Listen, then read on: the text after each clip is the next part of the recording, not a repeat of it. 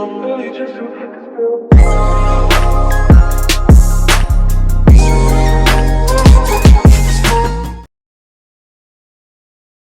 might have to push it back, babe. Push the chairs back. Mix it up. Scoot it back a little more. Any farther is just too far.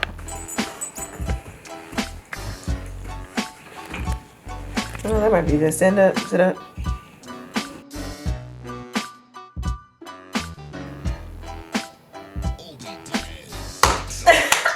Happy Friday, everyone. Welcome to The Cold Life. We just got back from a really special occasion this weekend. Our cousin Taylor got married. Whoop, whoop. She is married now to Michael Robinson. It is now Taylor Nicole Robinson. So shout out to you guys. Beautiful wedding. Absolutely gorgeous. You both look great.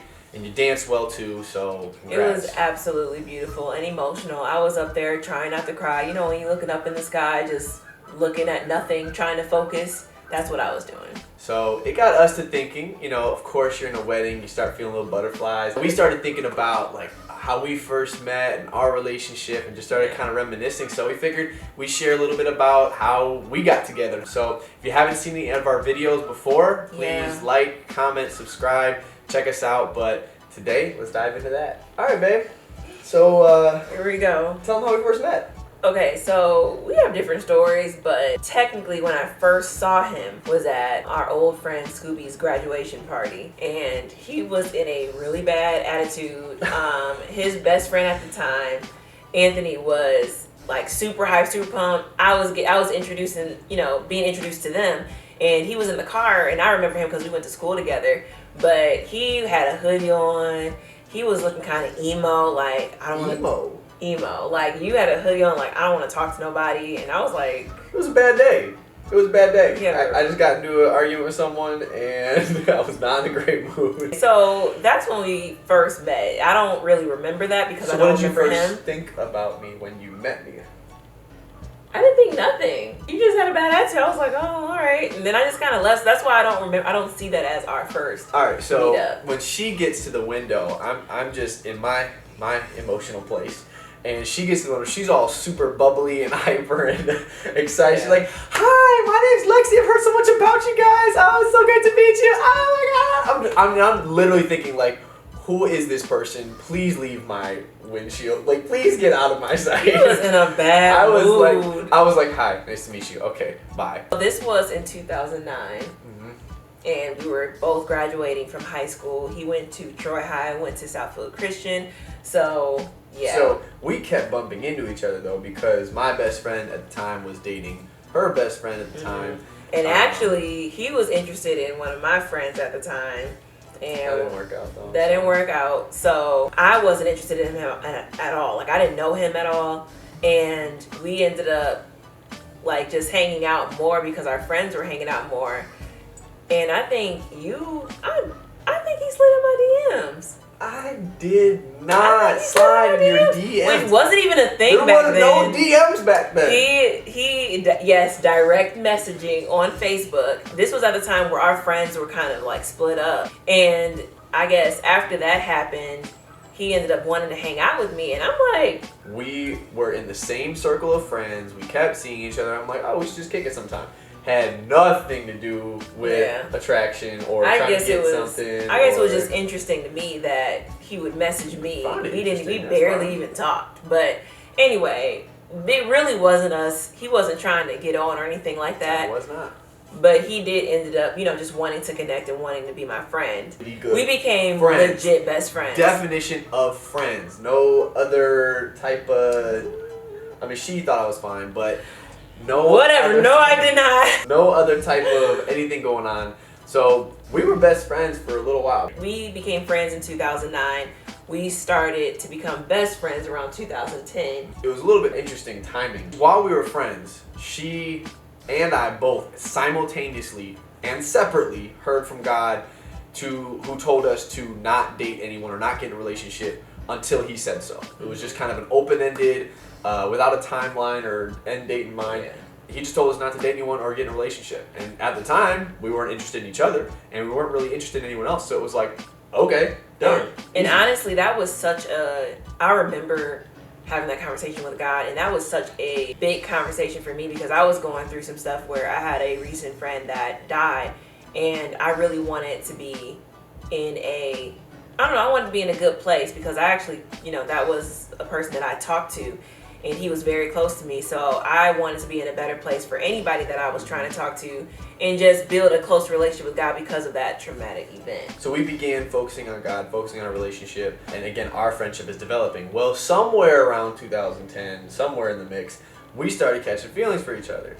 And the more and more we talked, and we started trying to figure out what was going on and why we were feeling some things, started getting closer. But we're in this phase where God told us not to date or be in a relationship. There was like this really weird pseudo phase where we were saying that we weren't in a relationship or saying that we weren't dating, Right.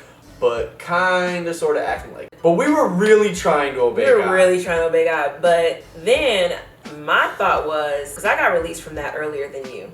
I got released. God released me from that, and I was like, I'm in a better place. I took my steps of getting to be a better person. I didn't hear anything, so I was stuck in the limbo. So we were in this, limbo stage, and we started smearing those best friend lines. So what did that look like, Brian? What did that look like? I'm done with this conversation. No, Brian, come back. We want to talk about it. I don't like transparency. I mean, there was boundaries crossed. But he wanted to be my friend, and he wanted to talk to me at the same time. And y'all, ladies, y'all know what I'm talking about. Friendship. Let me start talking to somebody because I'm free. God told me I'm okay. But let me start talking to somebody. I got an issue with it. You got a whole issue. Yeah, there were a couple kisses. There were a couple other things that, friends wouldn't necessarily do. Friends wouldn't have trying to hold my hand. I had to take my hand Hand away. in public, That's when it became kind of like a roller coaster because yeah, feelings started to rush really, really fast. And we had to keep trying to get back to what God wanted for us. We were 19 years old, man, trying to do these adult things with our relationship. We truly grew up together. Like, we matured, grew up, became like official adults together. Well, let's just tell them, who said I love you first? Dang. Cut the camera. Dang. I'm done. That's real. That's real. Sadly enough, the way the conversation went was so bad. I hated that I fell in love with him. I was so mad. What? Anyway, I love whatever. that she fell in love with me. But again, we're in this. And Brian was like, I'm not in love. No, I did not. He was like, I'm not there yet. I'm like, but you show acting like it. Here's the thing. I did love her, but I wasn't going to say that or open up about that until God released me, because I didn't think that was fair to her, and I don't think it was fair to me, but mostly not fair to God. And this is something that I feel like I learned through our dating, was that even if you know that somebody is for you, I don't think that you should take away from your boundaries. So if he was not there yet, then we need to still remain friends. And Brian hated those boundaries. He hated them. I love you for it. I love you for respecting that boundary, and I didn't like it because I was emotionally attached to you now, and I wanted to do certain things, but I was looking at God like, when are we good? But I'll just say one of the things. One of the reasons why I fell in love with you more than anything was you were the only person in my life that could take everything in me, the good, the bad, the ugly, the great, and understand it to such a deep level. I saw the way that you care for people and the way that you love people, and it was just different than the way I loved. It was different than the way I cared, and it was so true, so pure, so beautiful, and your heart was so large. Your heart was so large that it became magnetic for my heart, and my heart just was drawn and expanded because of it. So I was finally ready to ask her to be my girlfriend. God gave me the release. I was ready to go. Like I told you, I was already in love with her. I made my intentions very clear. Even before that, I actually knew that she was gonna be my wife. It was one of those things that not everyone has, and that's fine, but I told her before we started dating, like, you are gonna be my wife. I'm gonna marry you. We're gonna do it in the right timing, and we're gonna go through the right steps and process to get there, but like, we're going to be together. Okay, so how I asked her to be my girlfriend. I am a little bit of like a romantic when it comes to this type of stuff. I told her like I wanted to hang out with her that day. I set it up so that she had most of the day, if not the whole day, free. And essentially what I did is I gave 5 different color roses to 5 of her people in her life that are like really important. Her best friends, her family members, etc. And I posted them up at different places around the city that were really meaningful to us. You know, where we first met, our first date, our first like full day conversation, when we first realized we liked each other. Like there was a lot of different special places that we have in our heart, and I posted up her family members at each place. Well, at each spot, each family member had a different color rose because colors of roses represent different aspects of a relationship. Every color rose represented something, and with each rose came a letter describing how that aspect of the color rose represented our relationship and that dynamic. He was supposed to meet me, and my mom and dad was like yelling at me to come downstairs. And I thought it was just Brian at the door, and sure enough, he had my mom and dad have a yellow rose and a card to pretty much start my day of this scavenger hunt. And then when she read it, on the back side were the instructions of what to do next. So then she had to go to the next spot where the next person was waiting with the next rose and letter. Then she kind of went through, but essentially what it was doing is taking her through a timeline of our relationship at each spot and reminiscing as well of the meaningfulness of that place, and it kind of sharing it with the people that she loved. So obviously the last one was the red rose, so I had to get creative with how I'm going to do this one. I told her to go back home. I remember specifically one dress that I really liked on her at the time. Looks kind of interesting now. I never, right? It's so weird now. But you didn't even see that dress. You just knew one day I wanted to wear it. So. Right. So I told her to put on this dress, meet me back at my parents' house. Yeah, we were young. My parents' house. So she arrives at my parents' house, and there was rose petals all on the ground, upstairs leading downstairs. I think there was some, string lights and all of that. And both my brothers were dressed in tuxedos. So I don't remember if I paid them. I think I did pay them to do it. But they were both dressed in tuxedos. They led her downstairs. I had a private little dinner set up for the two of us with a nice little table and music playing.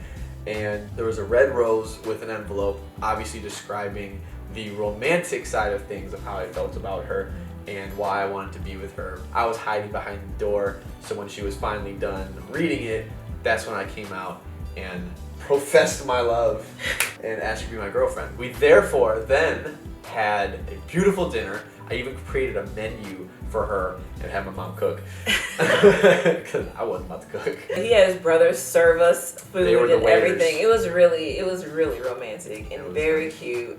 And I've never had a guy do something like that for me. So, scoop.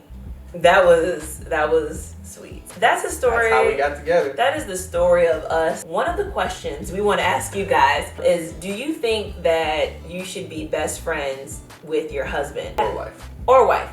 I've had so many conversations with people, and some people see their husband as their best friend, some people don't. I want to hear what you guys have to say, because we are legit. Like, we started best friends, legit friends, like not just friends just trying to date, but he was my only best friend at the time. So that's something that is very different for us, because I always thought that your husband should be your best friend, but everybody's not like that. So I want to hear what you guys have to say. If you like this video, comment, subscribe. Let us know what you think about our story. Also, this was not the exciting news. We do have some exciting news coming soon. So keep watching, stay updated, and we'll see you soon. Bye. Oh, hi, Naya. Oh, wow, Naya, you were fine last time. We don't want you in the video no more. It's done. Thank you.